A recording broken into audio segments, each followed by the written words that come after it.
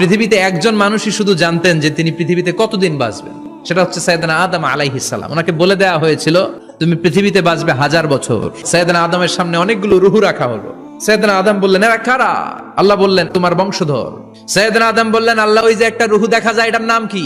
এটা তোমার ছেলে দাউদ, সে দুনিয়াতে নবী হয়ে আসবে। সাইয়েদনা আদম বললেন মাবুদ আমার ছেলে দাউদের কত বছর হায়াত আপনি দিয়েছেন? আল্লাহ বললেন মাত্র 40 বছর। সাইয়েদনা আদম বললেন মাবুদ এত ফুটফুটে সুন্দর আমার ছেলে দাউদ মাত্র 40 বছর দিলেন কেন? আল্লাহ আপনি বাড়ায় দেন, আল্লাহকে বাড়ানো যাবে না, লেখা হয়ে গেছে। সাইয়েদনা আদম বললেন আমার 1000 বছর থেকে 60 বছর আমি আমার ছেলেরে দিয়ে দিলাম।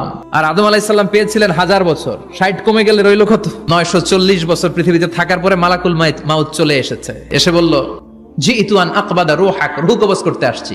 আদম আলাইহিস সালাম বললেন রূহ কবজ করতে আসছো মানে আমি বাঁচবো তো 1000 বছর। মালাকুল মাউত বললেন না না, ওই যে আগের কথা স্মরণ করেন আপনি 60 বছর দিয়া দিয়েছিলেন। কয় না আমি দেই নাই।